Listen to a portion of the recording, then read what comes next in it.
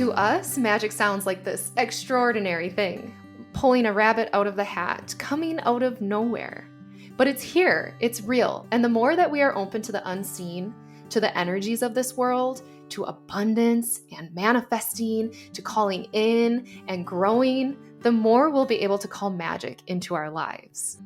Join me as I share stories, wisdom, and curiosity around connecting with your higher frequency, tapping into the synchronicities of the universe, and opening up to the unseen possibilities that this world has to offer.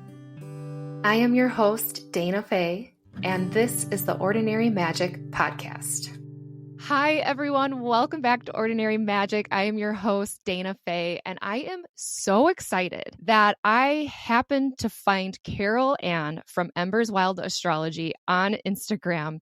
Her posts on Instagram are so poetic and beautiful, and they really, what I found, brought the energy of astrology to me. It didn't matter that I don't know my chart fully. When I read her posts, I totally understand the energy behind the transits right now. And you may be asking, Dayna, what is a transit? And Carol-Anne and I are going to dive into all things astrology today. I just want to give her a little introduction.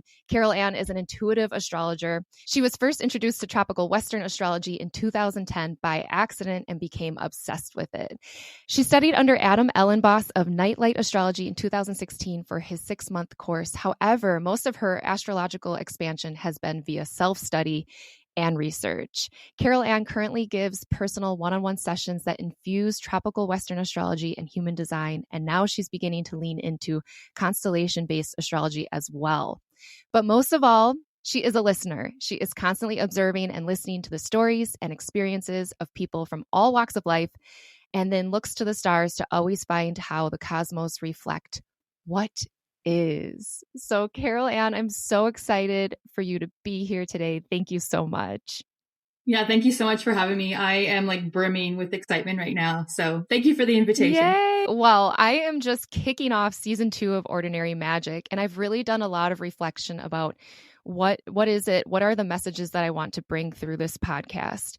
And one of those big messages is that we're more than what meets the eyes. We're more than just this human body and this human experience. We're a soul living a soul's path. And there are tools out there that can help us really connect to not only our energy, help us connect to other people's energy, and also just the energy of the world, of what's going on right now. So there's a lot of different avenues that we could go down. But first of all, just tell me a little bit about yourself. What part of the world are you living in? And how has astrology just ignited your life? Yeah, thank you. I am currently living in the country outside of a small town in Alberta, Canada for the winter, kind of using it as a hibernation, working on my business, growing it. So it's been a very quiet time in order to just like focus entirely on astrology, actually. So perfect timing with this podcast. And actually, I want to tell you how I found astrology initially, because this is really going to come up because we're having the same energy playing out in April this year for the first time in 14 years. So we look back to 2010, and it was when like Jupiter and Uranus come together in the cosmos. And it represents a timeline of like sudden like breakthroughs and innovation and just like wildly abandoning certain parts of our lives to pursue our more authentic path. And so at this time, I had absolutely zero understanding of astrology. I knew my sun sign. That was about it. Either way, it's still the energy. You don't have to know your chart to feel the energy. And at that timeline, I had quit my job. I had gotten rid of my apartment. And my sister and I, we decided we wanted to just clear away all of our life. And we actually bought a tandem bicycle, put all our camping gear on there, and we bicycled across the country from Vancouver, British Columbia to Montreal, Quebec. So it was very much like a timeline, just like, okay, something is out there. I have to go explore it. And when I finally got to Montreal, Quebec, settling in a bit, and I met somebody on a bicycle in some random alleyway in the dark after a yoga practice. And he asked me, he's like, so do you know your moon sign? And I was like, what is a moon sign? I have no idea what you're talking about.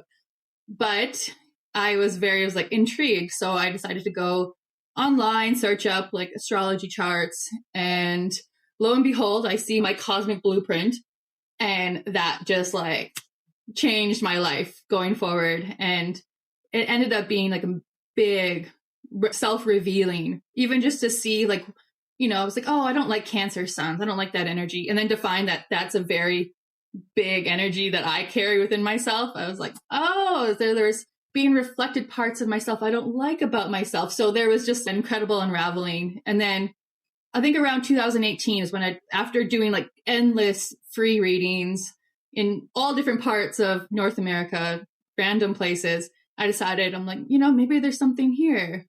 And that's when I decided to commit to growing my practice and starting to give client sessions.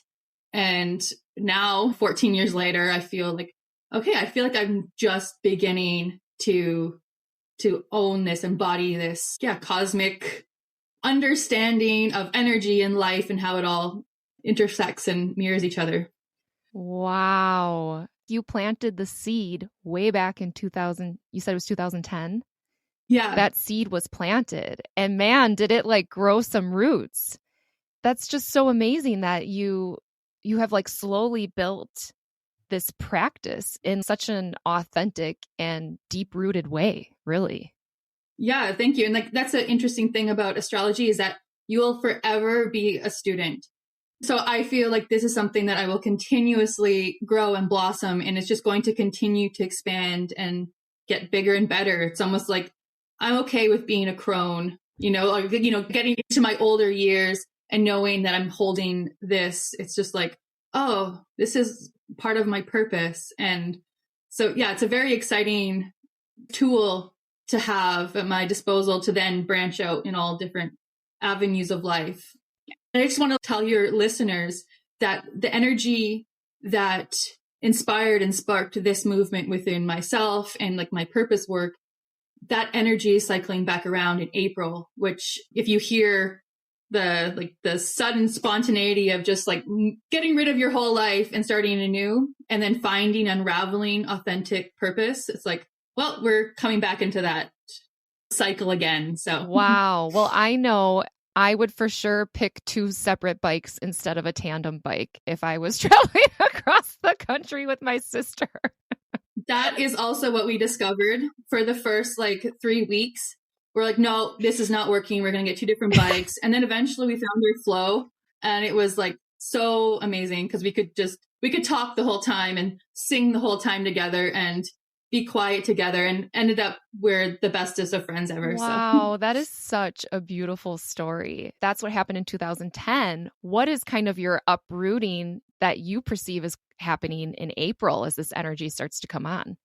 Well, I've actually been already noticing it, but now that I've like fully stepped into my purpose work, I've decided I'm like, okay, so this is it. So even in October last year, I once again moved suddenly during an eclipse. And so left my other like work, wasn't purpose work. It was just the work. So moved. And then I decided, okay, I'm going to go hermit out in the forest, and I'm going to start pursuing my astrology properly.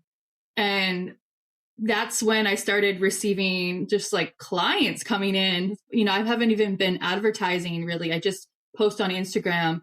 And people are finding me, and my community is growing, my reach is spreading, and it's just been expanding indefinitely. And so this energy is actually hitting my 11th house of communities, networks, allies, supporters, and expanding my hopes and dreams at the same time as it's building my legacy work. So when you see all of that together, I'm really seeing such amazing movement in just the people I'm associating with, and the invitations I've been receiving, and clients coming in from all over the place. So that's where I'm really seeing it. And it's almost like everything's rising to the top now, and all of that, the agony of the last like decade of so much personal work, very lonely work, is now ready to see its fruits, is how I'm feeling it and seeing it play out. So, oh, and how beautiful that you're coming to the other side of this. And that was going to be my question. Like, even though you can see ahead, Like, let's say you looked at this energy 10 years ago, 5 years ago, and you're like, oh, there's going to be some reprieve. That doesn't mean you didn't have to still take the very human soul reflecting journey of getting to this place, right? Yeah, absolutely. And like I keep telling people, knowing the astrology doesn't change anything. You still have to go through the cycles. And even when we see such big, beautiful expansion portals and like breakthrough moments, like we're going to be having really in April, it still can be a painful experience and it still is a challenging experience. But yet there's like that expansion is like breaking apart that comfort zone, that box. And we know that when we break apart or when we fall into the goo and we become like, where am I? What am I doing? For me, it's nice to see the purpose of it all. And that's what I really love to drive home when I'm giving sessions or reading people's charts, is seeing like, yes, you're in an expansion portal. Yes, you are literally transforming and turning into a big pile of goo and your entire life is crumbling at your feet. But this is what it's all for. And this is what to look forward to. I can't predict the future to any specific degree looking at a chart. I try not to. But there's also that energy and that this is the potential. And life isn't going to leave you behind. In some way, this is how the energy will eventually unfold, but how it ends up is through your own free will and your own volition. I guess in some ways, when I look at a transit way ahead of time, it's almost just like not resisting the energy that it's representing. So for me, this Jupiter-Uranus conjunction is on one of my personal planets in April. And I could resist the change that it's requiring of me to be able to like really harness it and make the best use of it. Or I can just move into the energy and let myself get swept away by it. So that's like kind of that's the benefit of seeing the trends ahead of time, is just knowing like, okay, I'm going to be in the mud for a bit, but I can surrender into that. And then it's not so painful. And yeah, that's why I love astrology, surrendering the mind and heart and just allowing what is. I love that. Surrender that mind. Yes. And for those of you who are like, okay, you guys, you've lost me already. Transits are what we're looking at in the astrological weather that's current. So what we're talking about with Jupiter conjunct Uranus in April, what day is it on in April? It's exact on like April 20th, 21st, but we're feeling it now, I'm going to say. Yeah. Yeah. And that's the thing with transits. It's just like you open up your weather app on your iPhone, right? In the morning, looking at where the planets are currently and where they're going to be in the future. And, the most popular one that people know of is the full moon, right? Everyone's a little bit crazy or emotional on the full moon. We have transits happening all the time. And this Jupiter-Uranus conjunction happening in April, the last time we had that is 2010. So it is a big deal. And you don't need to know the astrology. We're just feeling the energy. Now, I would love for you to expand on why learning about your own astrology that you were born with. So that's where the planets were on the day and time you were born. Why looking at your whole chart is important. And if you were going to take one step past just knowing your sun sign, what would you look at? The chart will share a lifetime of wisdom. And even myself, I learn new things in my chart every day. So if I were to like bare bone it and you don't want to get into the details, nitty gritty, and you want to even just follow other astrologers, like looking on YouTube videos or just the daily reports that you see online, look towards your rising or an ascendant sign. Because when you know your rising and ascendant, which is typically just kind of represents I call it like the avatar, the first perceptions or the first interactions we have with life. I don't want to call it armor, but it's the personality. And so when you listen to other astrologers and they're telling you the horoscopes, they're not so much talking about your sun sign. They're actually talking about your rising sign. So that can help when you're just looking for more guidance throughout the hard times, that you might find the most detailed or relevant to your experience. Otherwise, naturally, the moon sign is also like, you always look at your sun and moon. You look at the egoic self and the purpose, or that core essence of who you came here to evolve, and the moon sign, which is that the emotional filter that you feel and experience your life through.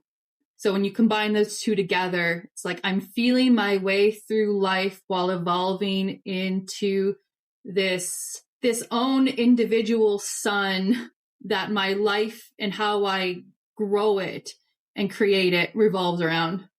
That does make total sense. And my daughter is a Virgo sun and a Virgo moon. So for those people who have double the same sun and moon, what does that mean for them? That means that they were born on a new moon, or like around the time of a new moon. And it tends to mean that life is a very personal experience for them, and who they are and who they feel themselves to be, or how they feel their way through life, are interconnected.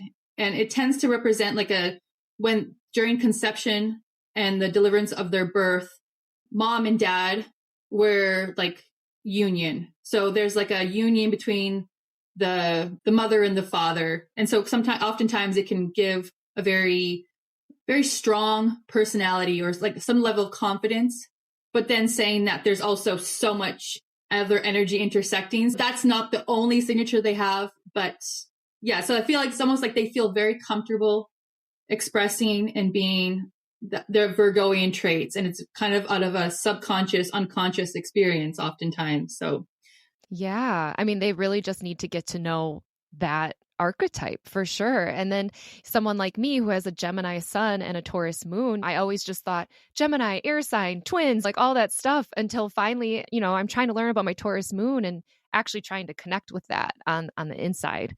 It adds such a layer to it. yeah, absolutely. And like for you, having your moon sign at the top of your chart represents that so much of your life, people will recognize you by the emotions that you really exude and how you make people feel. And that's really rides upon like your purpose work or your legacy work. Has a lot to do with the capacity to really feel, empathize, and evoke strong emotions in other people. And it's, really provides a sense of like trust and safety over time as that develops. So it's a very strong moon sign that you have, actually. Wow. I've never heard it in that way. And that's because of the house it's in, or that it's just at the top of the chart? The top of your chart is the 10th house, which is the house that rules over like our career, but not our work, but like our purpose work, our mission work, and the way that the public recognition, our social, we'll call it clout. It's the way that the world perceives us and how we bring value to the world through what we like give, what we provide outwardly. At the top of the chart, when you have energy up there, it means that it's always going to kind of be in public display. You can't really hide a moon that's at the top of the chart.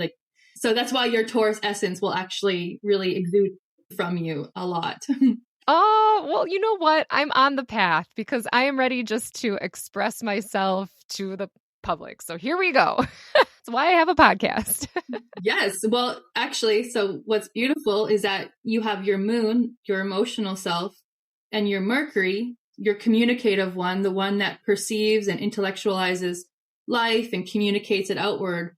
They're both together, which means that you have a very strong capacity to communicate emotionally and empathically through your career path.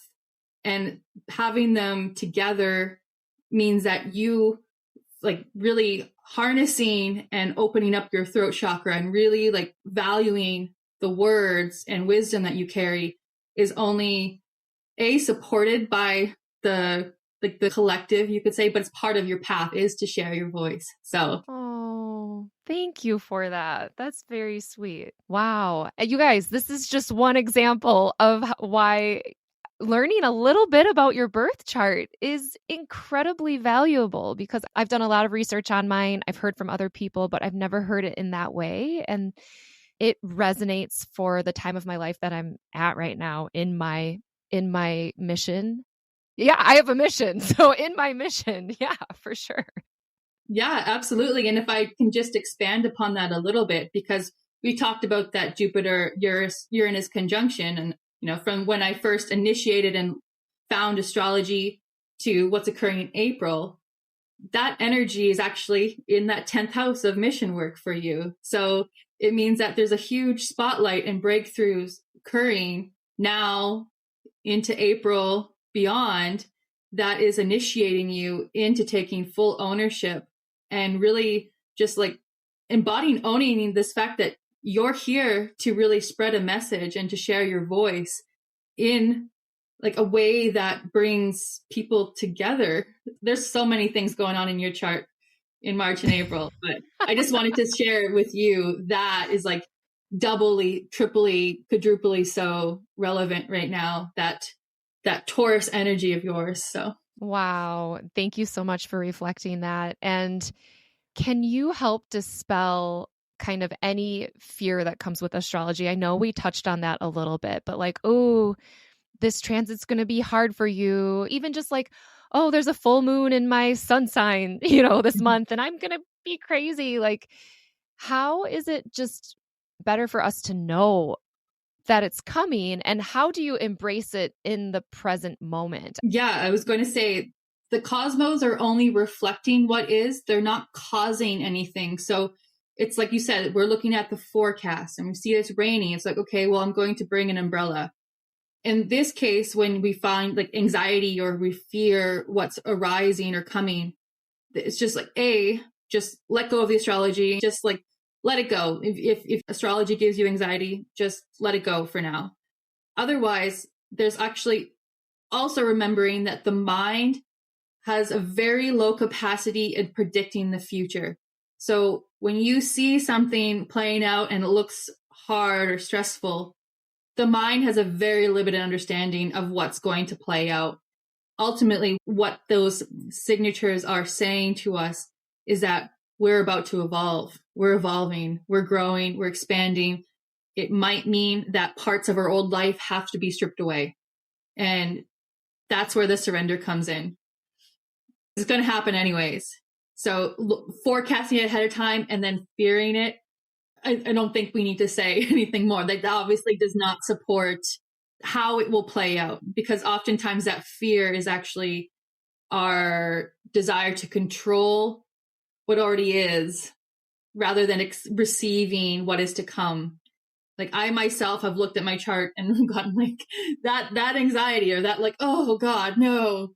And then it unfolds and it doesn't unfold the way that I thought it was.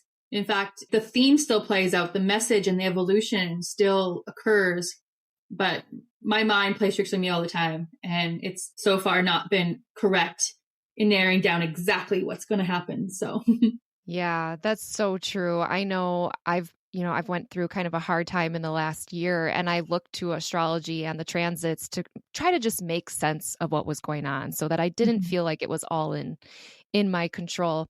But what I found was that my mind just chose to perceive what might happen according to what my soul already knew, Does that make sense?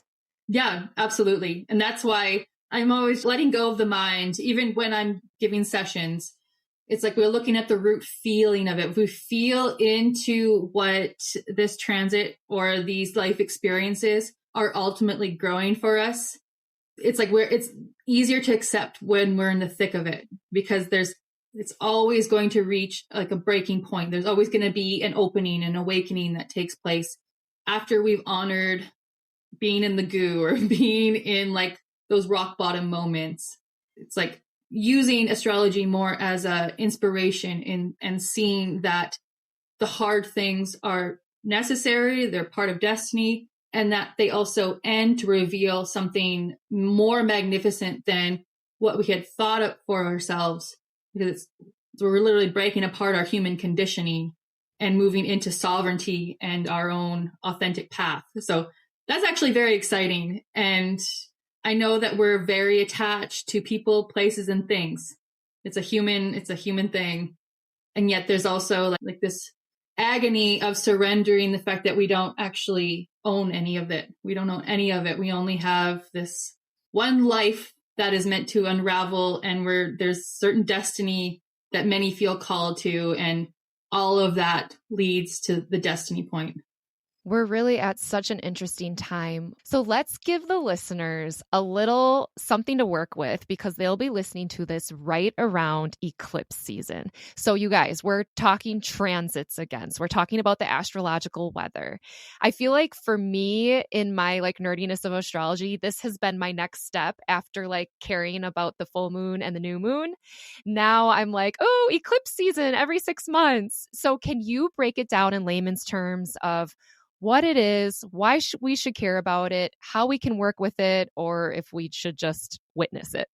Yeah. So just witness it, because eclipses bring about typically unexpected change, developments, endings, and beginnings that once again we're going to use the word destiny a lot, but are a part of the destined path unfolding that cannot be controlled, but are already in motion prior to the eclipse event that we may not actually be consciously aware of.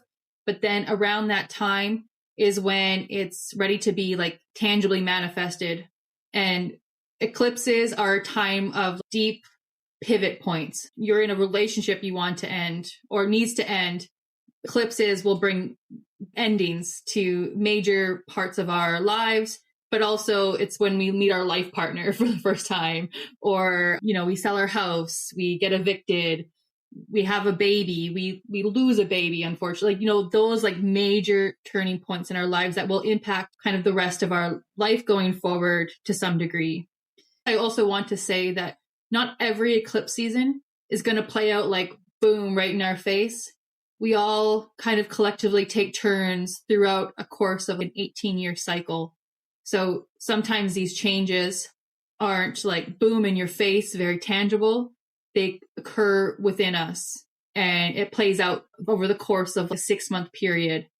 And we evolve slowly and internally.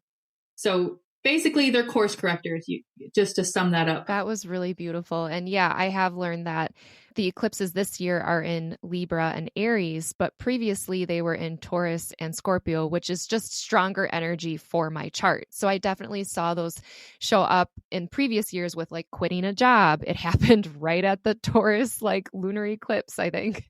And it wasn't planned either. I knew about it ahead of time, but the things fell in place just like that, and it just happened. And they land on the full moon, right?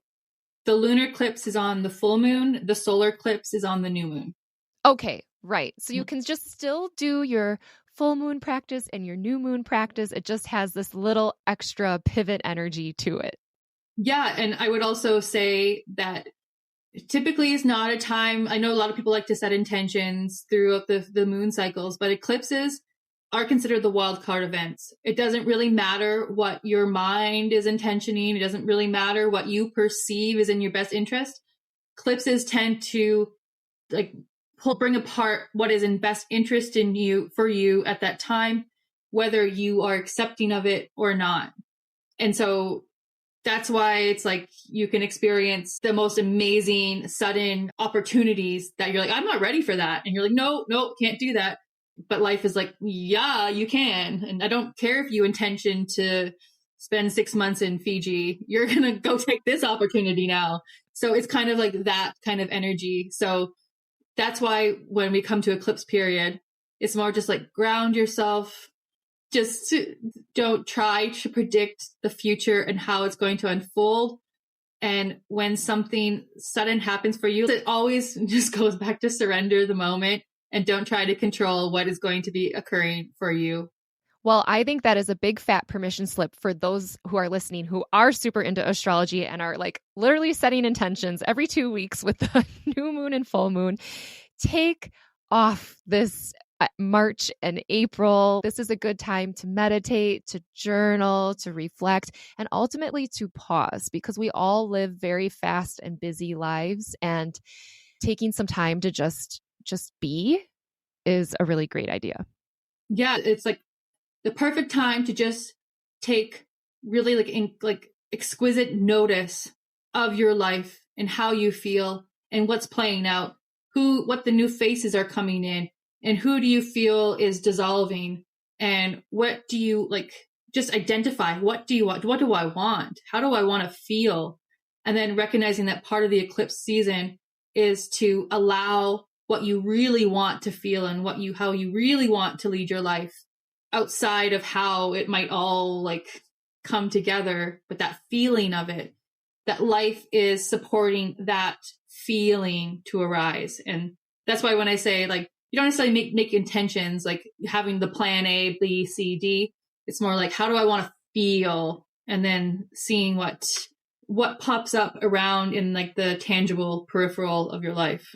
Yes. So the lunar eclipse in Libra is around March 25th, I think. Yeah, it's on March 25th. Okay. And the solar eclipse in Aries is April 8th? April 8th.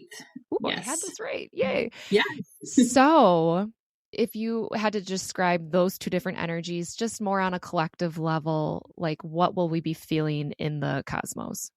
It's a very immense relationship orientated eclipse season. And when I say relationship, I don't necessarily just mean like our marriage partner or our intimate partners, but it's a relationship that we have with our sovereign self, and like the relationship we have with our work, our jobs, the people in our life, our family, and our mission work, for example. So it's like you're at the center of it all, and everything else is in relationship to you. And there's a lot, in the lunar eclipse, it's definitely about like ending cycles. So that can even be like, I break up with my marriage partner, for example, but it's been a long time coming, but now it's kind of finale'd. And I definitely hear a lot of those kind of stories playing out right now, like people wanting to end partnerships. It's probably a time of unraveling that. But also if you've been in your singlehood for a long time, for example, or you've been jobless for a long time, that cycle could be ending. Like I'm ending my singlehood. I'm ending my job search. Something is actually ready to blossom. We don't typically recognize lunar eclipses as beginning points, but more as endings. But that ending can be a beautiful ending, or it can be like, ooh, that ending is a very emotional time, basically. And the solar eclipse is a time of like brand new, shiny beginnings. This one is incredibly potent. It's probably one of the most potent eclipses we've seen in a while, as it is a total solar eclipse, and it will be visible for like a lot of North America. When you see a visible solar eclipse in your region, you can also assume that nation, that region is going to have some very significant changes occurring pretty suddenly around the eclipse. And all of it is so much about like sovereignty and individualism and like pursuing your own path outside the influence of other people and the desires to fit in or people please or keep yourself small. It's just there's so much surge of energy of being like, no, I've got this one life to lead. I can't keep carrying around these relationships with all of these things in my life that aren't a part of my unfolding, who aren't serving me and the collective expansion. They're just, so a lot of like outdated relationships leave, and new, I'm going to call it like divine union energies are coming in, because life ultimately wants us to come into union with ourselves, and with that union within ourselves, we see it reflected on our reality, especially with other people. Wow. I'm so interested to see how that energy unfolds. And just remember that even though it's kicking off right now, and you probably already are feeling it as we lead up to April 8th, but that it'll keep unraveling over the following 6 months until the next eclipse season, which is just kind of hilarious, at least in the US. That's election season. Yeah. There's going to be a lot of people talking about that one, and I won't get into it right now. I think that was probably, let's focus on the one eclipse season. But yes, the United States of America is going through some massive, massive changes. 2024 in 2025 kind of feeling. So eclipse seasons aren't just necessarily a personal experience. and they might not viscerally affect us immediately or like personally. We might see it play out in our closest, the people in our life. We'll also see it on a collective level. And oftentimes, like, eclipses can bring in some very powerful collective events. There are like murmurs and rumors of like, more civil unrest. But I think we all kind of know that and see that. But there's also, when we look at it from the biggest picture, there's so much importance in this civil unrest right now. And that everybody's playing their part in that consciousness expansion. And once again, that expansion is breaking apart the ceilings of our societal conditioning. So when we see a lot of maybe some shocking news or events playing out, we can see like that is almost like a paradigm shattering, and it does hurt. It's very painful, but that there's ultimately a bigger reason for it. Yeah, absolutely. And as I'm recommending to you all you listeners, to dive into your astrology so that you can tune into your energy being and ultimately tune into your consciousness, what's so important is to know that every emotion and feeling does have energy behind it. So when you're talking about this and the paradigm shifting and things changing, I get excited. But in the past, I felt fear, and it can bring a lot of fear up. And I think we are taking our training wheels off because we've been doing this since 2020. And maybe in the past, when you felt fear around, oh my God, this energy is coming on the planet, and now it's election season and there's civil unrest and this is going on, that is going on, bring it back home to yourself. What can you do right now? Ground your body, feel into your heart, put your mind into the backseat of the car, and just send out loving energy to that situation when there's nothing else that you can do. Because social media is great. The fact that we can see everything that's going on in this world is great, but you need to take care of yourself. And part of that is being connected to yourself and your feelings. And when you feel that fear, you don't need to bypass it. You can understand why it's there. And then you can choose to change your energy, change your emotion into hope, faith, love, and send that out. Yeah, that's also so much what is so beautiful about astrology, that it also supports our capacity to understand the big picture and our part in the big picture, and see that the purpose that we hold does actually ripple collectively. And that's also a lot of what maybe this eclipse season might pull out, is that really there's nothing selfish about focusing in on our own freedom and our own expansion and the unfolding of our own life, because that does ripple. And I know it can be very hard to see that, especially when there's so much suffering in the world. But yet it's like suffering when you have this, I guess we'll call it privilege, when you have this capacity to be sitting here alone in your room, listening to a podcast. There's that freedom, and there's almost a responsibility to use that privilege or that capacity to be safe and utilize it to pursue your destiny, or to allow that to unfold, because there's not one person, once again, it's also like, not everybody is awakened. That's perfectly fine. We're not all designed to be awakening towards our path.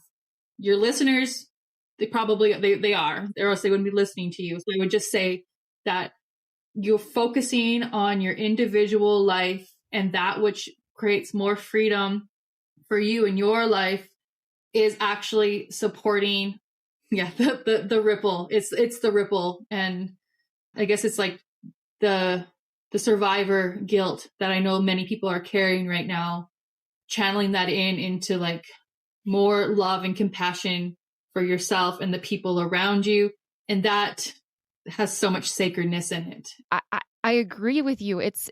We have a responsibility then to take this privilege that we have, this time that we have, resources that we have, the safety that we feel, and do something with it, which is connecting to your soul and your destiny, which I feel like has been the thread of this whole conversation of why, using astrology as a tool can be such a gateway to choosing that, to following that. Absolutely. Because then you can see the blueprint of your mission almost, and the tools that you have at your disposal in order to fulfill it, and also the challenges and hurdles and struggles that it takes to evolve and be a match and capable of holding that mission. So in that regard, it's like there's not one person that has to necessarily live out their life completely directionless or void of feeling purposeful. It's written right here, and that's what's so supportive for it. And also to let go of maybe the shouldering the responsibility that you have to have it all unravel as soon as you know your chart. Like, oh, I've got to push through. It's like, no, we're human. We're very material. We're slow. We're dense. Ultimately, that density does start to support more light. And yeah, the astrology chart really can support the human in being patient with the unfolding. It brings so much compassion. And we didn't even get in today what that looks like when you know another person's chart who's in your life. So we'll have to maybe have another conversation another day all about synastry, because I have not even dived into that. And that's looking at your chart and your friend's chart, or your sister's, or your mom's, and really just seeing how that unfolds. So like you said, astrology is a lifelong learning opportunity, but ultimately you can choose how much you want to dive into it, how little or how big. And I really encourage you to head over to Carol-Anne's Instagram, which is called Embers Wildly. Is EMBERSWILDLY, Embers Wildly. You are, Carol-Anne, totally a poet. Like, I love reading these posts that you're putting together where I'm like, oh my gosh, you must have spent some time on that because they're so beautiful. Yeah, thank you so much. That's one thing I love about astrology. It's forever muse. So I'll never not have something to write about thanks to astrology. Yes. Yeah. And I know we talked a lot about eclipses today, and you have a really good eclipse post that really summarizes what we talked about in regards to the Libra energy and the Aries energy and what you can expect over these next couple weeks. So Carol-Anne, one last question before we wrap up today, because everyone is on this now journey of discovering their spiritual selves, their energetic selves, their super consciousness. And sometimes we let the pendulum swing way into that way, and we have to kind of bring it back home to this very 3D world and our human experience. What are some things you like to do as just you, Carol-Anne, the very 3D human living on this earth, to merge yourself into both of these worlds? Thank you for asking that question, because I've definitely leaned too far in other directions, become very ungrounded in like the cosmos and like letting go of my physical life in some ways. But what I found was that the embodiment and growth of my physical life and my routines and all of those little moments when it comes to preparing my food or just like the use of my time and how I interact with my body, and even just the celebration of my individuality and allowing my humanness to flow through and be very vulnerable and authentic with it, has only been supporting the development and expansion of my, I guess you could call it that awareness or that awakening. And so for me, I want a very simple life with lots of land and building my own house and getting deep into the soil, growing my food, being like really tethered to the earth and really celebrating, or at least appreciating that I'm a human, having the capacity to feel and sense this life. And then that is providing so much security and safety within myself to then feel courageous or brave, you could call it, to expand into new territories. And I always find I'm expanding into something that my humanness cannot understand. And there might be some like fear or agitation or like, oh crap, like where am I going with this? But then when I root deeper into the land, into my body, I eventually find middle ground between the two. And then it feels like now I can evolve. So I don't know if that made sense, but it's like the inoculation or the injection of like some kind of like wisdom or esoteric life and then know where to land it, know where to put it, and then finally finding the merge through safety, I guess. I can completely picture that. That's so beautiful. And I also find that going into nature is the quickest way to get your bare feet on the ground is so important. And again, I highly recommend checking out Embers Wildly on Instagram because Carol-Anne does post a lot of posts that have nature in them or like fire or horses. And my nervous system felt very grounded while looking at those. So it's absolutely beautiful. Thanks for bringing that to the online community. And for everybody listening, if you are interested in booking a reading with Carol-Anne, you can head over to her Instagram, click on her link tree, and her calendar is there. You can go ahead and book right there. Do you have any other last words that you want to give to the audience here? Just thank you for listening all the way to the end. And thank you, Dayna, for hosting this. This was so much fun. And yeah, I would love to connect with anybody who felt really resonant with this conversation. And I know that Dayna and I, we could probably have multiple conversations about multiple different subjects related to astrology and whatnot. So I just am so grateful to have been able to share this time and space and to have had an audience willing to stick it through. So yes, thanks for listening to the end, you guys. And I have to add, because I'm just like responding so excitedly to the energy that you and I have today. And for people to see an example of what it means to just randomly connect with someone, I felt inspired to message you on Instagram. And you guys, it's insane. Carol-Anne looked at both our charts. I have 23 degrees of Pisces in my Mars. Carol-Anne has 23 degrees of Pisces in her North Node. And today, when we're filming this interview, the sun is in 23 degrees of Pisces. I mean, you can't make up the universe sometimes. It is just so incredibly magical. So that is just an example of just, letting go of control a little bit and trusting and allowing in the cosmos, in the universe, in your soul's path. You just never know who you might happen upon. Well, thank you very much, Carol-Anne. Yeah, thanks for having me. Ordinary Magic is a Lit Path Studios production, produced by Jamie Gale and Dayna Faye. Music is by Shane Ivers. Until next time, I wish you many powerful moments of ordinary magic.